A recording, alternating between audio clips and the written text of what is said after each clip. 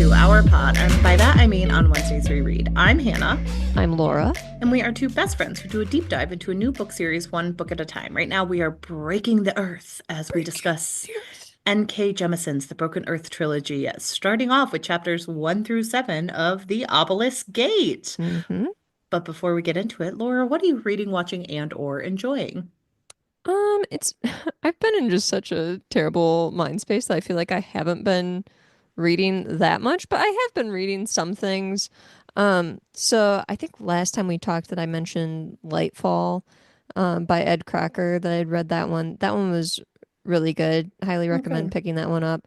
Hmm. But I finished all of the Vinland Saga Oh, wow. books that are out right now Exciting. in English because I think there's some more that are already out in Japanese, but it takes a while for them to get the translations done. But oh my gosh, I love this series so much. So volume 9 is a really so book 9, I guess, because it's multiple volumes within each book, but and they're chunkers too. I mean, I'm like always shocked when I see one of them. I'm like, wow, these are so big. But volume 9 is like also spoilers abound for Vinland Saga. If you have not read that, please skip ahead. This book was a really crushing one because our hero Thorfinn has to basically kind of meet someone from his past who he has shaped the entire trajectory of their life and basically ruined it by things that he has done in his past. And I think that that's such an interesting character to bring into this series. And like, I really appreciated having to confront their past in that way, where it's like, Yeah. oh yeah, you're not really off the hook, even though there were like tons of people who were going out and, ruining villages and burning them to the ground and killing people and stuff like that. People do remember the specific person who harmed them or their family, and they will hate you for it.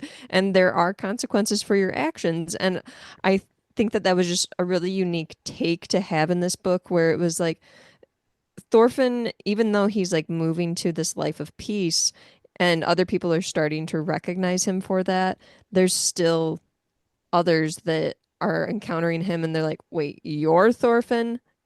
You suck. You killed my entire family, and now my entire life has changed, and I've had to have like such a different trajectory in life because of you. Yeah. And so we're introduced to this character of Hild, who has her family was killed by Thorfinn. Obviously, I've alluded to that, but Hmm. she basically has become this extremely talented hunter and engineer and fighter. She's amazing at like everything that she does. And she's just very smart and talented and well spoken and scientific and everything, but she decides to avenge her family, that she's not Mm. going to let Thorfinn get away from her. And Okay. so she spends the rest of the books that I read basically just tracking Thorfinn and being like, you know what, you think you're going over here? I'm following you because I'm not going to let somebody else take away the ability to kill you. That's my job. I'm going to be the one who kills you. Your death will be at my hand. And I thought it was just a really interesting character to bring into this mix. And so she's introduced in volume 9 and or book 9, and I just really loved that character and just the arc of that character from where we go from volume or book 9 to book 13. Mhm. It made me so emotional. And there were like took these I rented these from the library, I borrowed these from the library. And when I had to take them back, I was just like, oh my gosh, I need to take pictures of specific things that happened because I need to remember this. Like made me very emotional. But Hild in general was like a really unique addition to the series, and I just really appreciated that. There were times even myself that like I think as readers we're much it's much easier for us to get on board with the change that Thorfinn undergoes as a character, where it's easier for us to understand where he's been and this conversion in him because we're like, Hmm. he's endured hardships too. Like, let's not be like, oh, this guy sucks so much, because we know that that he lost his father at a really young age and had all these motivations because of the death, like the death of his father was a catalyst for all of the things that happened to him, and that he ended up, basically working as like hired blade type situation as a child, and then ending up in slavery and everything. And so then when he decides to pursue essentially a pacifist lifestyle, it's hard for the other people who have known him to recognize this change in him and why there would be this conversion. But I think as readers, it's easier for us to kind of come to grips with it. And so it was frustrating at times when I'm reading Hild in this series where I'm like, but come on, Hild. Like, he's had a rough life too. Like, I get it that your life really sucks. But I think that that really just speaks to the development of this series and its characters, where you're able to become frustrated with them and also at the same time empathize with all of them and their individual struggles, and recognize like, no, these are all legit. Even if you want to be frustrated with them at times, or even if you're being too easy on Thorfinn or any of the other characters, like, it's a very well written series that really highlights the different complexities of this time. And I just thought it was so well done.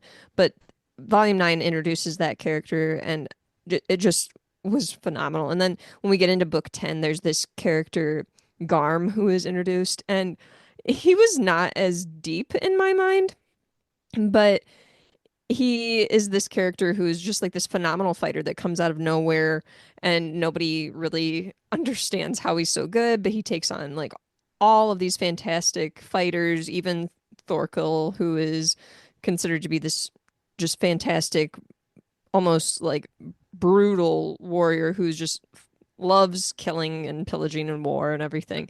And Garm is just like kind of this small man who is just fantastic at fighting. And so Garm encounters Thorfinn and finds that Thorfinn is actually a match for him, and, like, can't totally beat Thorfinn. It's a challenge. And so it was also interesting too to get some more backstory on Garm in later volumes, where we find out kind of the backstory behind why Garm became the way that he was, and how Garm was essentially very poorly treated by his family and community, and called like a devil child, and just very misunderstood. And it's kind of uh, hinted at that Garm, has maybe like a lack of understanding of societal norms, or like how things work, which was interesting to me too. But I thought that that character was another really neat addition, even if that character was maybe a little more on the surface in terms of, at least for a while, in terms of the development and how he's worked into the story, where it's kind of a deal where it's like whenever he pops up, you're like, no, get out of here. We don't want you. You're going to kill somebody that we don't want to die. So, yeah, I thought those were just really interesting characters to bring into the series in those, uh, in books 9 and 10. And I just really like that. I'll save talking a little bit more about the other three books for next week. But this series is so freaking good. Like, Makoto Yukimura, I love all of the little additions at the end of each of the volumes, how he has these stories in there of like why he thought about things, or just like random thoughts on stuff. I just love those so much. They're so much more meaningful than other mangas I've read, where it's like sometimes literally people be like, "Yeah, I'm going to the movies later and I thought about having this type of pizza." I'm like, "Okay, don't care." But this is just very much a reflection of like, yeah, I was thinking of, I know that like all stories are about fathers and sons, and I was thinking about my father-son relationship with my own father and my parents, and how I got involved in writing manga and drawing manga, and how, or just like how he considered himself lazy for a long time and everything. And I was like, this is so interesting to get this background into this author, that I'm just fascinated. And it really just, I think, makes me appreciate the series more when you have that background as to why they made certain decisions, or what they were thinking when they wrote certain things. So this is like for sure an all-time favorite series. Like, I absolutely adore Vinland Saga. I'm a little nervous to watch the anime, honestly, because I'm like, is this gonna live up to Fair. it? Is it I, going I to? I think it's interesting to hear because I do think like I don't know. I feel like in history we're all coming to terms with the fact that like our history isn't as squeaky shiny and like what is forgiveness or what is progressing past your past mistakes. I think that's a very interesting theory to sit with. And it kind of sounds like we're doing that with those characters. And as they go on, Oh it's the yeah. questions of like, well, if you caused harm to someone, that doesn't mean that they have to forgive you, but do they have to like move past who you are as a person now? I think that those Hmm. are very interesting Oh, things to it's dive so incredibly into. deep. Yeah, like it's very deep and it's something I struggle with as someone who like I mean, I'm picking and choosing what you talked about, but like as someone Hmm. who struggled with like alcoholism, I am someone who like thinks a lot about the harm I caused others and I'm like, well, I hope they know that I'm not that same person, but also like that person did harm them and I am that person as well. And it's like two things can be true at once and I think that that's an interesting way I think to that's look at also it. really reflected well in the character of Thorfinn too, because as a character, he does not let himself off the hook. Like Yeah. there are so many instances where the characters around him are like, "No, this is a good person. He's doing really good things." And Thorfinn himself is like, "No, she should probably kill me. I have done so many terrible things. Like I am an awful person. I have these horrific dreams of all the people I killed trying to drag me down to hell. Like I definitely deserve to be killed by Right. her." Like And I it's just think like, "Oh my gosh." I do appreciate that too, where it's just like, yeah, no, we're not letting people off the hook for the things that they've done in their past, even though we can understand the reasoning why. Like, yeah, I think that it's just a very interesting thing and something I think about quite a lot. So I'm glad you brought up the book and all of the complex yeah, themes of it's it. so good. It's so good. And then, I've just been I've been watching Jujutsu Kaisen, prepping for our upcoming TV Tuesday. I've already watched the first season once, so this is my second run through. Still great. Still great. Perfect. I I need to love you, start watching Gojo. that. And then I've been playing board games. I've been playing Azul on BGA and Azul in real life with my husband. I'm not good at it, but I do love Azul. Can I tell you the funniest story about Azul? Yes. So my family is incredibly competitive, and my husband is a huge board game player, and he started playing with one of my aunts who's like super competitive, Mhm. and he played Azul, and he realized that if you end the game pretty quickly when you're winning, like you can just screw over everyone else. Yeah. So he did it, and my aunt like got so offended that he didn't just continue to play and did that strategy where she was like, well, that's how some people like to play, but a lot of people think it's fun the other way. And like he So still she just brings kept doing that. They'd like start new games and she'd just keep like filling in the horizontal row. she would just like I forget how it was, but it was like he figured out that if he could just finish like and lose points on one end, he could get more points on the other end. And she was very offended. He didn't like try to get the most points because that's the strategy she uses. And we Uh-huh. talk about it all the time of like, do you remember when you really offended my aunt Oh by my gosh. your Azul strategy? That's hilarious. I'm like trying to get a little bit better at it. My husband is better at Azul than me, but I do think it's definitely a game like if you're playing with a bunch of people, because I've been playing it on BGA with other people and I've noticed like people will try to screw you where they're like notice like, oh, they need this specific tile. They can see how you're trying to play it and Yeah, they're like they need this specific tile. So what do? They take that specific tile. of And course. it's like, okay, cool. Well then I have no choice but to take these tiles that I can't use and have points deducted. Of course. Great. So cool. But yeah, and then I've also been playing Wingspan a lot. I like playing, so I've been doing the solo version of it. I like playing the solo version of it, but it's honestly pretty difficult. Like I don't know if it's possible to beat the Automa. I People on YouTube are like, it's very fair, and I'm like, you people must be geniuses because I cannot beat the Automa. Like it, it is hard. I'm only playing at the Eagle level, so like the medium, and I'm like. I don't think I could play the hard. It'd be too hard. I but it's enjoyable. I like playing it. I'm glad that a lot of board games now have this solo option because Yeah. there's times when you just want to play it and there aren't other people around. Like I most of the time I'm playing board games with my husband or now that I have found BGA, I can play there. But when it's something like my husband doesn't want to play, like last night, he was like, I don't feel like playing right now. I have a headache and he's been dealing with a cold. And Mm. so I was like, okay, I guess I'll just play it by myself then. And It worked out great. We both got what we wanted. Perfect. Love to hear it. So, Hannah, what have you been reading, watching, and or enjoying? So for reading, I listened to We Shall Be Monsters by Alyssa Weiss. This book is a book about mothers and daughters, not about fathers and sons. But Can't all be it's about fathers and sons, kind of but like sometimes it is. it's described as a dark lyrical fantasy. Okay. And it's about a girl who like grows up with her mother in the like nearby these woods, and she thinks the woods are magical, but every night her mom brushes her hair 100 times, and she forgets all about the fact that they're magical. And as time goes on, we find out that the mother had the same relationship with her mom, and they've been cursed in this like fairy realm area that they have to live nearby it, but they like feel like they have to go into it.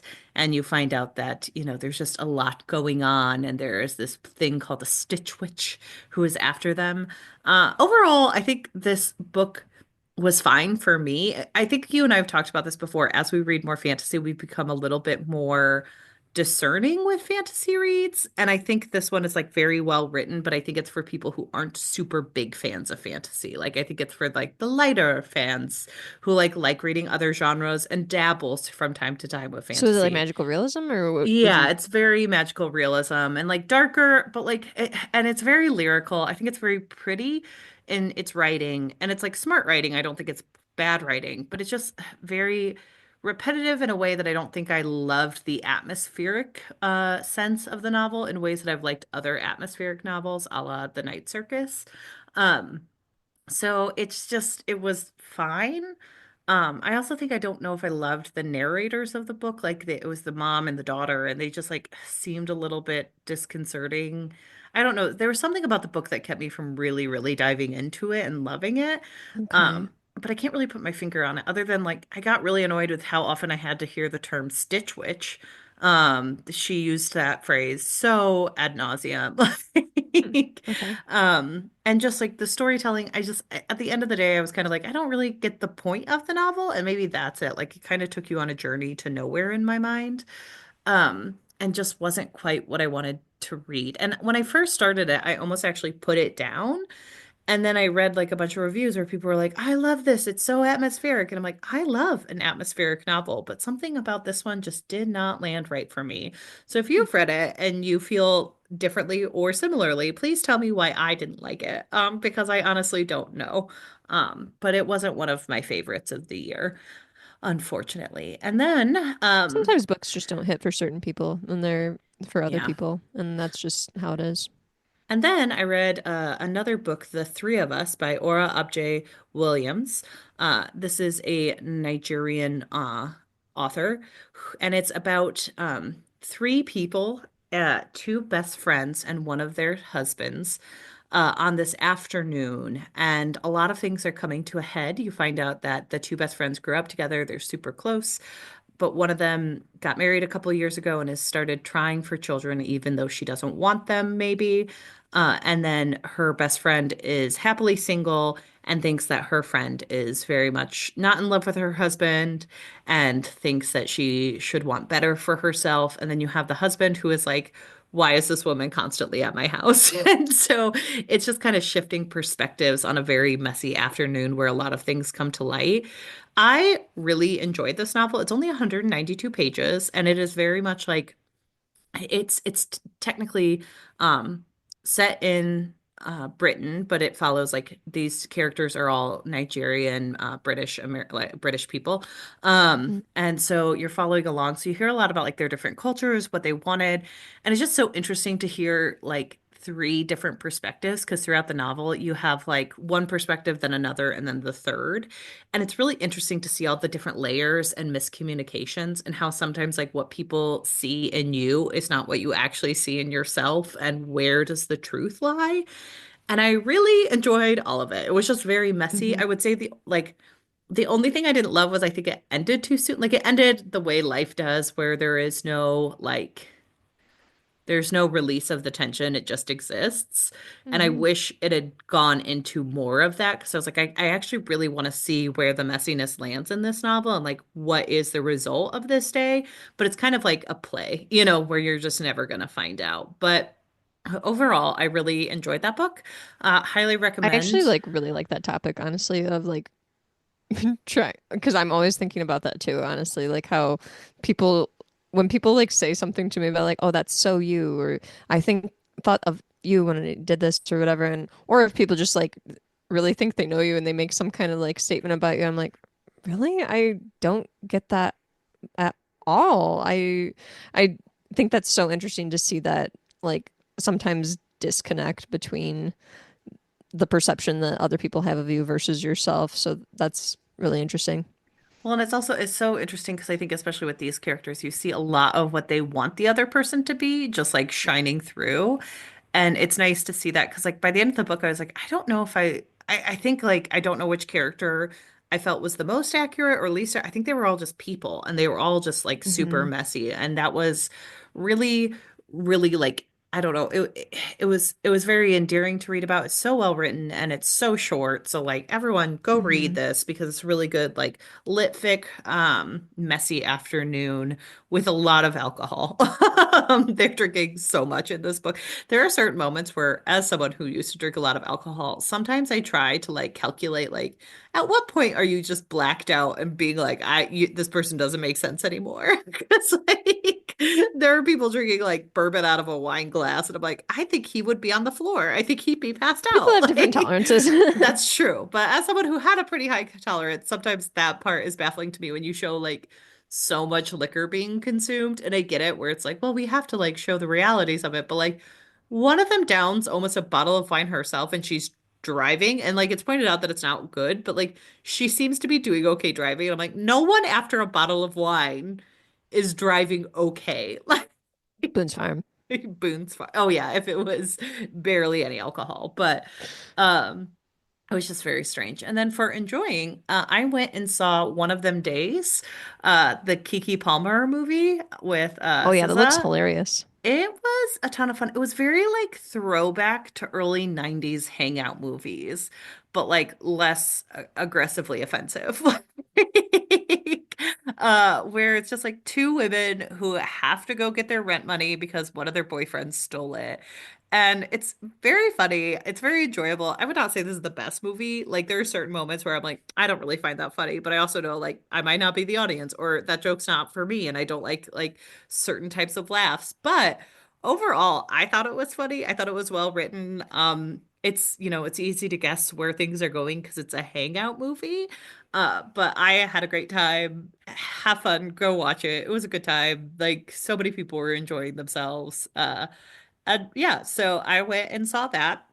I know Uh, recently they advertised it as having like 100% on Rotten Tomatoes. Now it's at 95, but that's still incredibly high. right. And when they advertised that as like having 100% on Rotten Tomatoes, I was like, what? That never happens.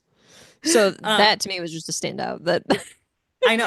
I saw that it was rated super high, and I do think it deserves it because it is like it's a funny, easy watch, and it's really good as like it's a good comedy. And I do think like we walked out of it where my husband and I were both like, well, it's not the most amazing thing I've ever watched, but like I had a good time, and I'm not mad I watched it. And I think like it's one of those where it's like, yeah, it deserves a 95% on Rotten Mhm. Tomatoes for a comedy because we don't get comedies like this anymore, where it felt like they had a good time filming it. It felt like it didn't cost like, and of course the budget it was budgeted for 14 million, which is not that much for movies nowadays. And Mhm. that's nice to have like that low of a budget and that much of a hangout movie where you don't need like all the spectacle and all the things. Like it was really good. So great movie.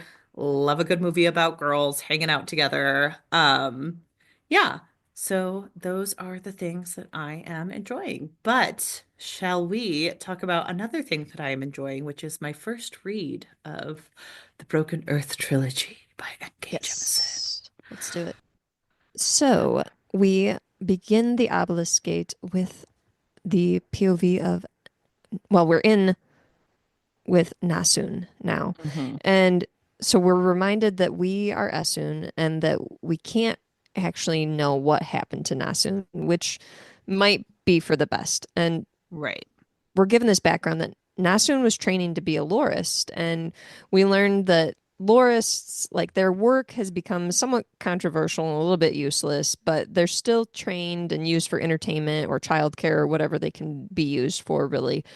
Just basically try to like they're storytellers and there is a lot of like history involved with them and everything, but they kind of just fill in wherever they're needed, essentially within comms. And the lorist in Terimo is named Renthri, and Nasun went to find her. She actually skipped Kresh to find her. And Nasun had found a diamond using her orogeny and she gave it to Rentree, who then felt guilty about it because she was like, I can't accept a diamond for just some stories. Like, I feel bad about that, even though I would like to keep it. And so she goes and takes it to Jija Mm-hmm. because she's like, your young daughter brought this to me. I don't feel comfortable having that. Beginning of the end. So it And all comes this back to is the her. tipping point for Yeah. Jija, who has been suspecting that his wife and children were strange. And so he has this diamond in his pocket, and Uche assesses the rock or the diamond, which then triggers Jija to tragically beat Uche to death. So we're again dealing with kind of a mixed timeline here because Yeah. we're in the past of sorts now with Nasun and Jija. So Nasun then comes home and Jija is terrified and he asks if she is one too, meaning an or origin. And Nasun says yes. And then she immediately regresses into a very like infantile state, crying, going to him for comfort. And this is what saves her life is Yeah. this crying and calling him daddy and, looking at him with like her huge child eyes, the way that little kids do. That's just Which she sort of says is on heartbreaking. purpose because Oh, it's it's a like manipulation yeah, of sorts. she knows it, but she also can't help it. Like it has that Hmm. good tension of like I need to do this, but also I am feeling this, so that's helpful. Yes. And so this saves her life. And then Gigi tells her, go get your things. And tells her, like, as much stuff as, like, if you would have to have for a trip to grandma's. And she's like, are we Hmm. going there? And he's like, no. And so they leave with the horse and the wagon, but without Asun and Uche. And so then chapter 2 switches over to our point of view. And Alabaster is chastising us for not learning more about astronomy. He's like, you don't know about the moon. You don't know about satellites. What have you been What have you been doing? doing? And she was like, I was raising children. Could you leave me alone? And we're like, a lot has happened in the past 10 years. Like, calm down. Calm your business, okay?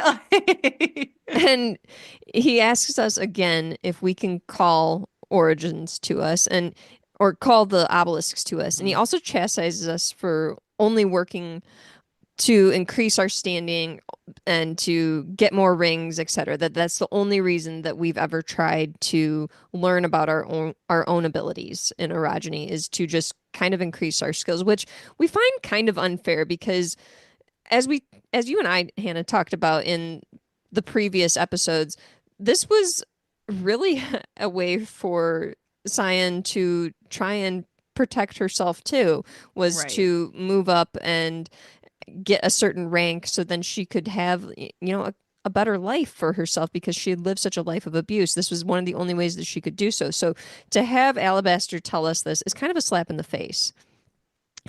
And so then he asks us to try and reach an obelisk because it's crucial to the satellites, it's crucial to learning about the moon.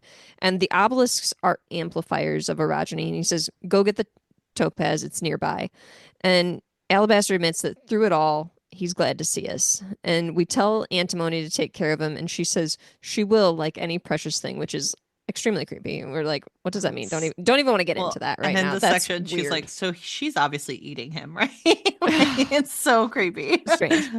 So we tell Lerna that we need to go to the surface, but he stops us and he questions if it's safe to go. And he's like, I think you need to go talk to Yika. Like this, I don't know if that's a great idea. And Yika's there with a few other people. She has Stone Eaters around her. She has other origins around her. And Lerna tells us that Alabaster had just basically appeared in Kostrima in the flat top. He was offered a mercy killing, but Hmm. basically he just kind of flexed his power and was allowed to stay, which good call on their part. I mean, Yeah.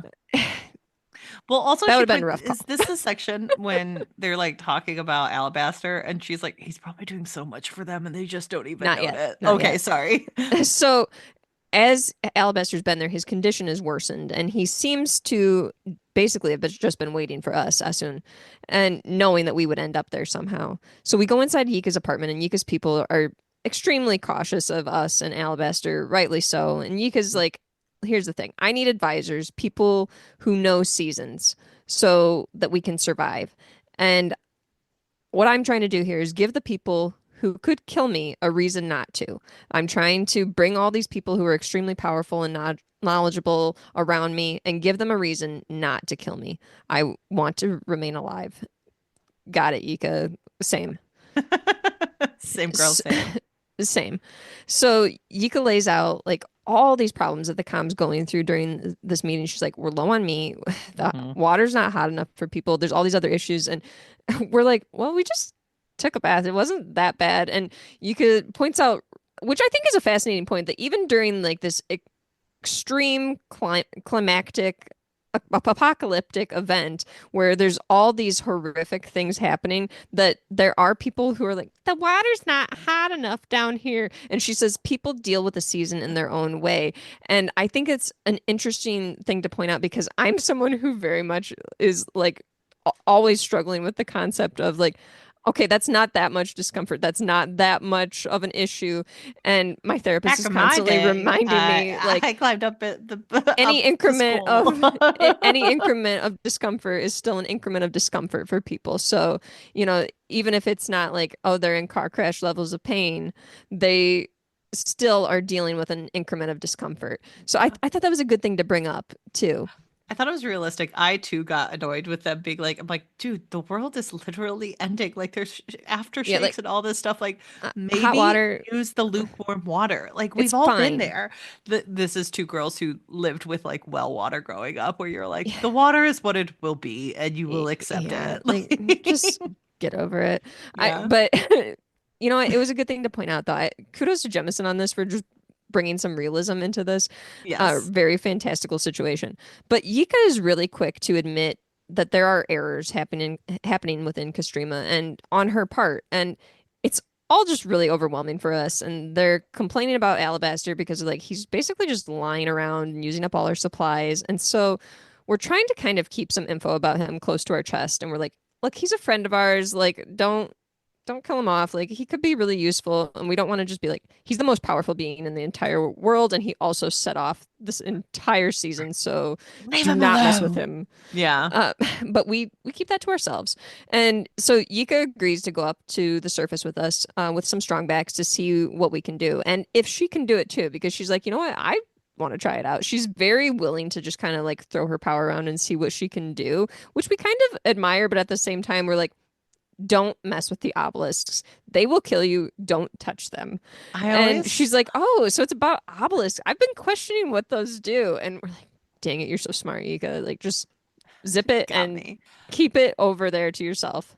I love this like change in books where it's like you don't have the person who walks in and who's like, I'm the least competent, but watch me do this. It's always like the most competent people be like, could you like calm down 10 levels? Like you can't just do this. For sure. So the group of us go up and we notice all of the effects of the season. Like there's dead animals, it's quiet, it's colder. It's not like super cold, but it's definitely still and cold. And there's this sulfuric smell and everything. And we question if we should call the obelisk, but we then have to have this moment of like remembering like Alabaster has never hurt us. He's not somebody who would do something to purposely harm specifically us. Like we Yeah. trust him. He was our mentor and we still love him.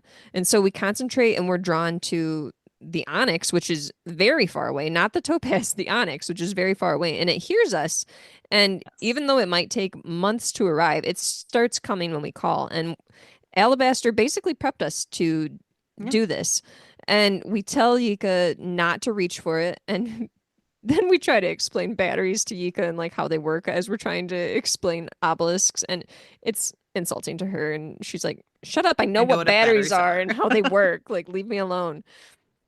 But while we're up here, Hoa starts to kind of act weird. And he's like, I don't like being up here. This kind of isn't right.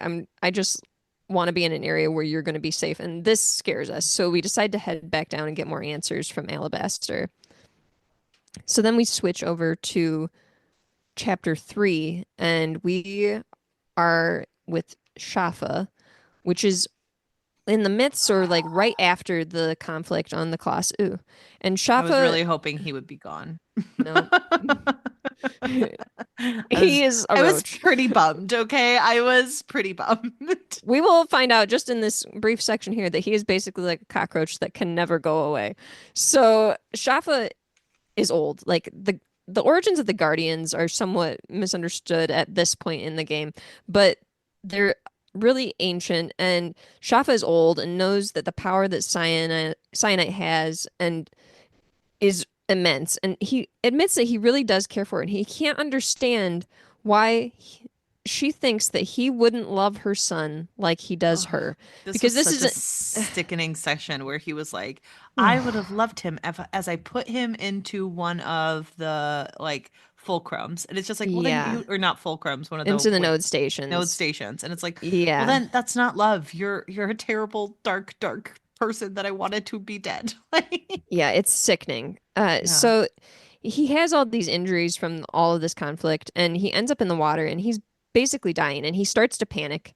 And this, he realizes like this is not something you should do. Guardians are not supposed to panic. They, like Origins, are supposed to control their emotions. And so he starts to become angry then, and he makes basically a pact to live. And somehow he's still in the water, and his lungs are able to like hold more air, and he realizes that he has to pay the price. And when he gets to the surface finally, he vows never to forget that he's Shafa. But something's kind of happened to him in the sea, because he's faced these monsters and he has to continue fighting his own will and everything. And he does end up losing his memories of Yes. sorts.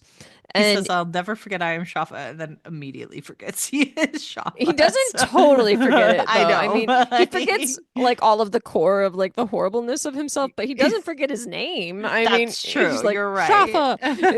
Like I that's just liked there. it where he's like, I will never forget who I am. And then in the next section, he's like, Who am Yeah, I? And I'm like, yeah, Well, he that he's forgot all of that. I real mean, deeper, strong. who am I? He doesn't know. Surface level, what's my name? I know that. You're right. He's got that far. So eventually he ends up like on this shore, and he collapses hard, and he's woken up by this East Coastern man, and he realizes he's not that far from Alia, and the man questions him if it's like a shipwreck, and he says it was a raga, to which he gets a very bad reaction from these Hmm. people. And yeah.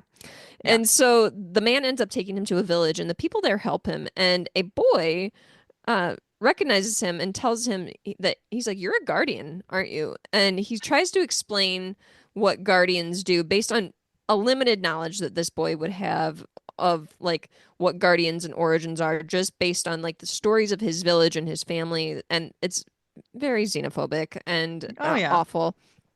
And so the void then reveals that he himself is an origin. Hmm. And Shafa then has this moment where he realizes his true purpose: to gather, train, and make weapons of the origins. The most sickening sentence that I could possibly read. To make weapons of them. To gather, train, and make He's weapons of them. Uh, he's the it's worst. disgusting. The So the he decides, he's like, you know what? I'm going to worst. take this boy, who we learn his name is Eights, and we're going to go far away, and we're going to gather the other origins as we go. Like, this is our mission. This is our duty.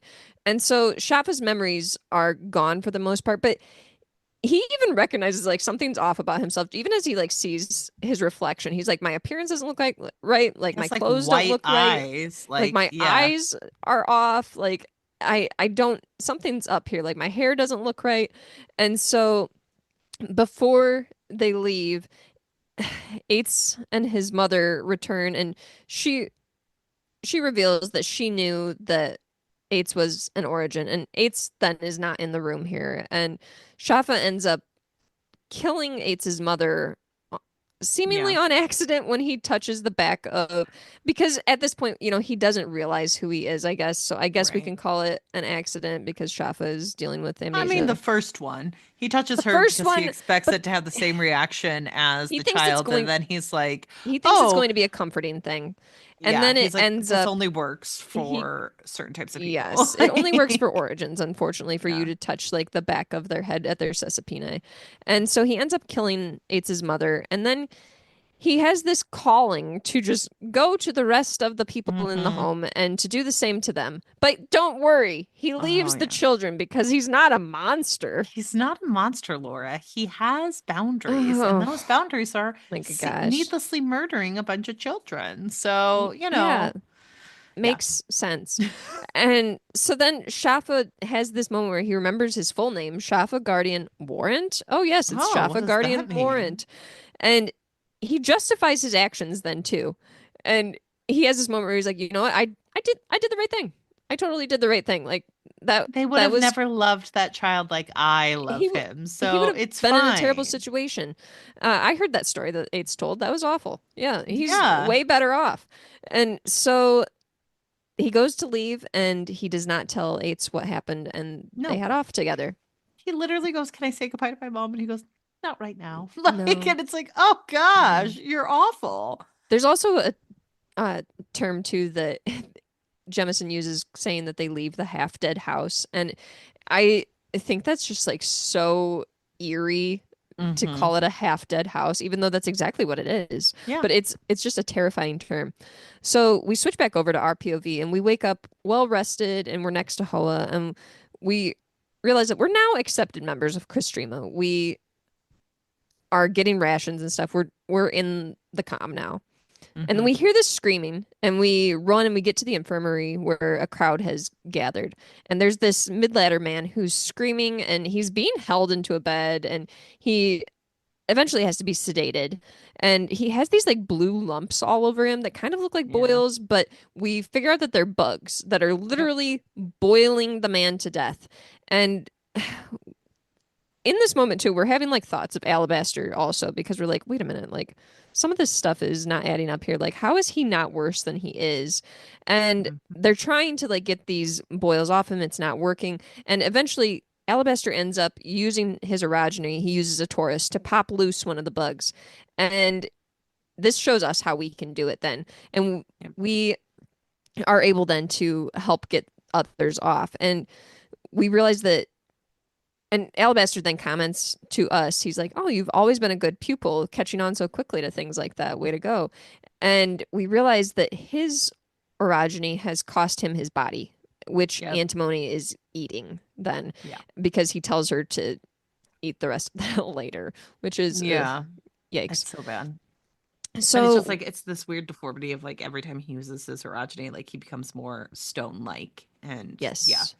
it is very graphic and sad for Alabaster, who has been through so much, and you're like, and now if you use something that like is inherent to you, your body like turns to stone. It's That's so great. hard when Yeah. it's this person who has been through literal Yeah. hell and just continues to have to deal with this. So we go and talk to Lerna because he's the doctor in this infirmary, and he says he's going to have to kill the man who had the boil bugs on him, and we realize that well, and he tells us that normally these bugs are like harmless, but during a season we Hmm. know that things change. And Lerna tells us that he does not care about Alabaster, and he's like, "Are you going to kill everyone in Castrima? Are you going to just take off out of here? You're going to kill us all, and you need to prove that you're sorry for what happened in Terimo." And he's like, "What do you do? What do you plan to do?" To make things better. Like, what are you going to do here? What are you doing with the obelisk? What are you going to do to help us in this season? I He's feel like, like he was too hard on this person based on the history that they shared together.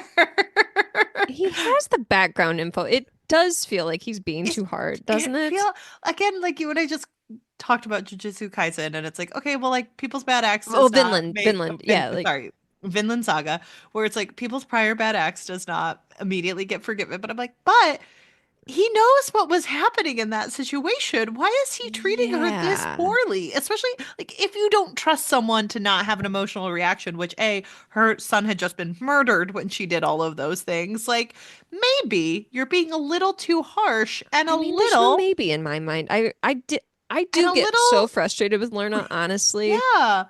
Well, especially when you find out that he had a crush on her and it's like, oh, so you're just some like fuck boy who's pissed off that she didn't like you back and now you're gonna like make her feel bad about her trauma? No, thank I mean, you. Sorry. That's yeah. my we'll discuss him in characters and themes, I'm sure. There will be more to discuss. Oh God. So basically, he starts warning us that if the other people find out about Alabaster, they're gonna kill him. He's like, I know that he set off the season. He's like, if the other people in Kostrima find out, they will kill him. And he's like, if you leave, things are going to get worse. And Hmm. things are going to get worse no matter what. Like, we're already dealing with the way that things change and everything. He's like, we're looking at like famine, possible cannibalism, and he also shames us for like not talking to anyone. He's like, how long have you been here? You haven't even talked to anyone. Don't you see the way that they look at the two of you and I hear all the rumors that are going around about the two of you? You need to try harder to immerse yourself within the community. And He also to that, judges I'm her for also wanting like, to go get her daughter. He's like, yes. what, you just gonna bring her back here to get eaten by people? The And he's like, world's look, ending. What do you care? Nasun is tough. She's your daughter. And I'm like, oh, wow, this is incredibly harsh. But He's whatever. I'm not a fan after that section. I was like, what the hell is happening here? It was rough. It was rough.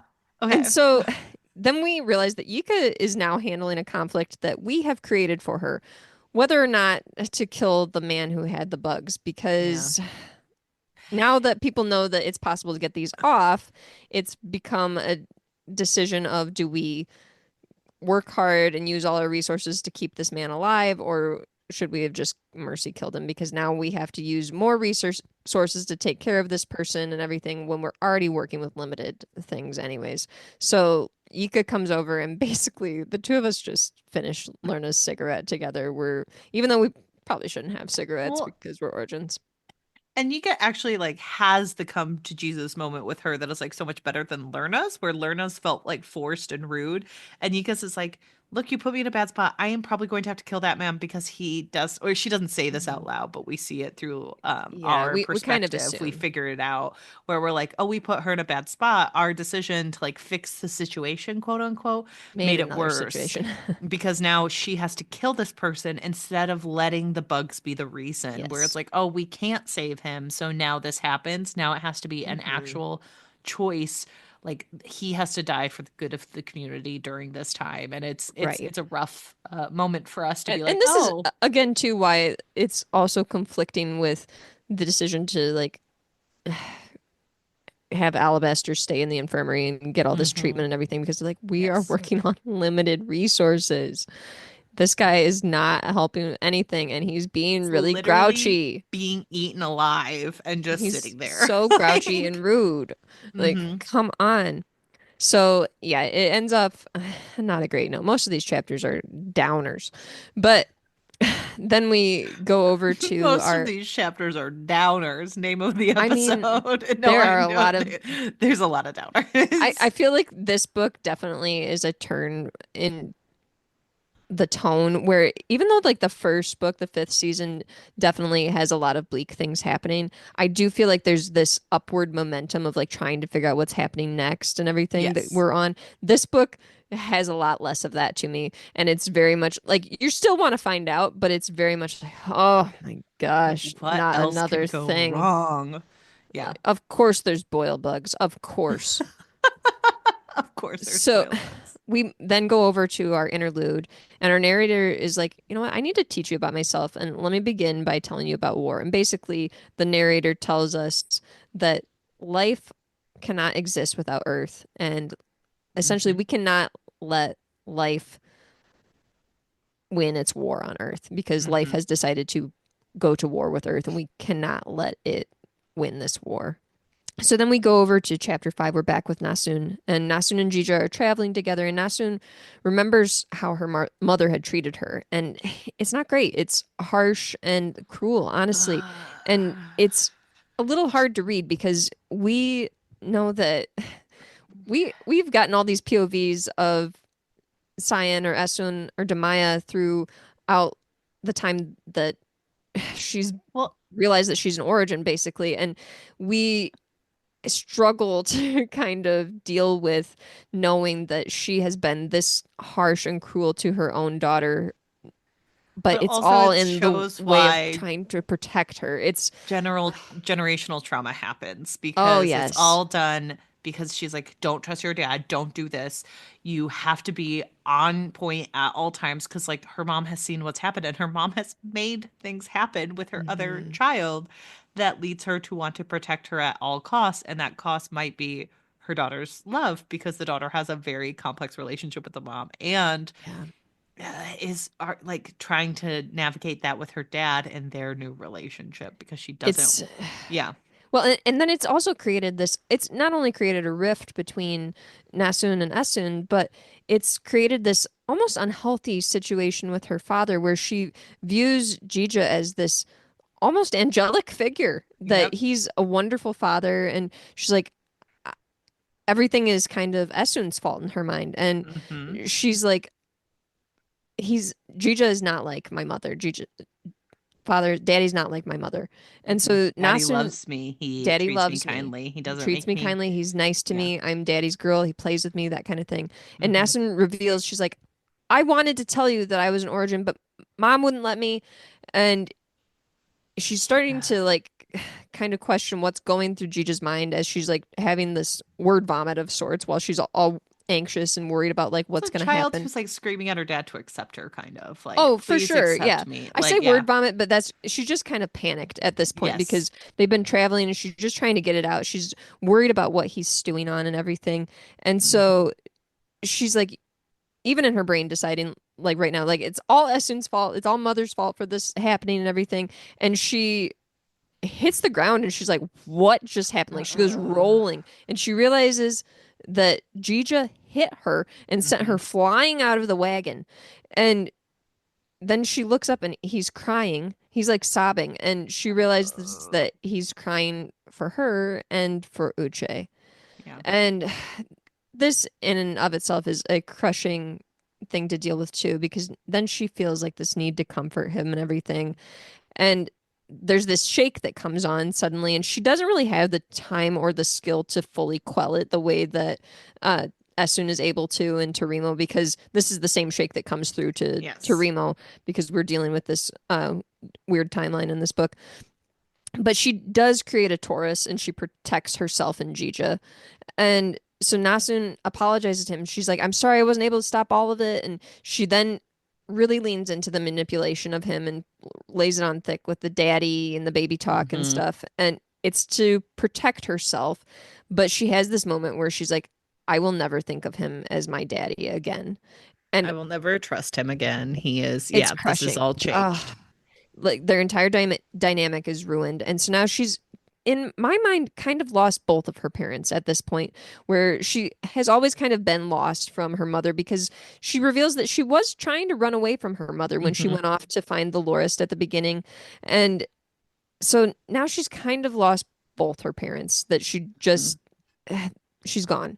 So they come across an injured man, and Gigi's like, let's get him loaded up. We can go to such and such place and get him help. And Nessun's like, the place is gone. We can't take him. And they look around and there's all these other bodies. And Nessun's like, this is a season, a really bad one too. And she says that Mama knows. And this is kind of ominous too, the way that she says Mama knows, because we're not sure if it's about the season or if it's about Uche, but we know that it's both.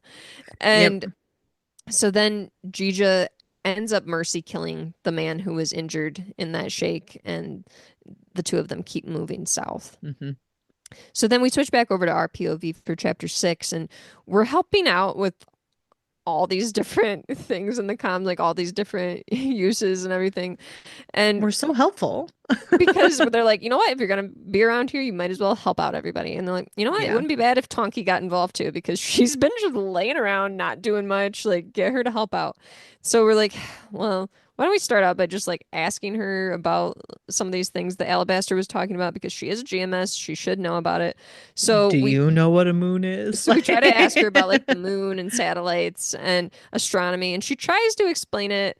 And we also ask about like where the obelisks were built in the fulcrum in that socket. And Taki tells us that she basically took her birthright and she was like, Yep. I went into my family's vault and I took all these maps and all just Mm-hmm. books and stories and everything. And she basically snuck into the fulcrum all those years ago to prove one of the stories on a map that she took was correct. And that story, she says that the obelisk may have predated the shattering, Mm-hmm. which was the start of all this. And she tells us that during seasons, it's interesting because people don't change enough during a season while the other animals do. And we think about like how these Krakusha change and how these boil bugs change and everything. And she thinks that the obelisks were created as a fix Mm-hmm. until a true repair can be made to end the seasons. And she says they might be able to totally end all seasons, but here's the thing. Origins are a fix too, and they're not always going to be needed or useful. Mm-hmm. So Uncomfortable. that's a pretty bleak thought as well. Because I also don't know how I feel about the idea of this commonly being brought up, like how useful a group of people is. And it really has this dark connotation that they have to have a use, that Yeah. they're a tool, a weapon, they must be useful. And it's very sad to me.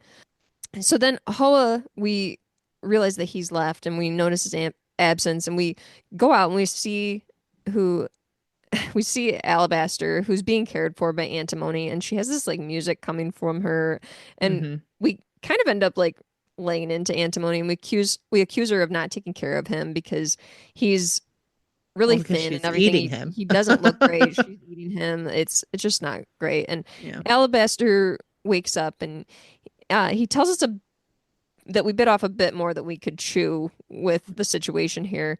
And we've developed more trying to keep our children a secret, is what we Yeah. realized. That he's like, you're probably a nine ringer by now. And we're like, well, it's really hard to try and keep a couple little kids secret when they have immense power. Like, it was hard when I was doing this with Koru, and then I had to try to do this by myself with these two very Mm-hmm. powerful children.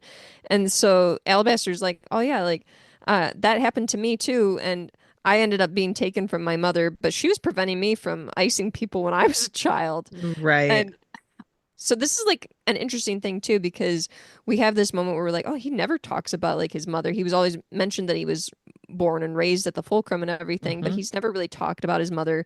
And we kind of wonder, like, did he kill his mother the way that he killed his guardian? Because we don't Guardian. really know what happened to his guardian either. We're still unsure on that. And when he tells us that we are a 10 ringer, he's like, it's just a point of reference. Like, it's not It's like, to stop caring about numbers so much. Like, it's calm not down. to like we don't need to like have things overly classified. It's just a point of reference. And so we kind of have this moment where we recognize that Alabaster is becoming something that's not quite stone and Mm-hmm. it's not quite flesh. Like it's more of an intention. And there's this stuff of orogeny inside him, which doesn't really make sense to us. And he's like, I want to make you a 10 ringer. And he tells us that the Earth used to have a moon. And we've heard this before in this story that evil Earth like had its only child taken from it or whatever. And so he tells us that the body, this slow death that he's going through is the consequence for what he did at Humanus. And it's a warning to us. He's like, let this be a warning to you. Like all of your actions have consequences. Mm-hmm. And so we think about the love that we felt when we killed Koru. And Alabaster tells us when we leave that the stuff of orogeny is called magic. Magic. I And he's loved like, this. I don't know that it'll mean anything to you, but they called it magic. And I'm And like, it I doesn't, kind of but it dig means it. something to us. So The reason I think that people have a hard time trying to classify like what genre this book is because we're weaving in like very scientific things, but at the yes, same time, then we're throwing in like, oh, magic. but Oh, magic. this. I And do think it's interesting to have like a science fiction slash fantasy because this yeah, is like SFF, like pure and simple in my oh yeah, mind, where I'm like, oh yeah, it's this is both. both of those.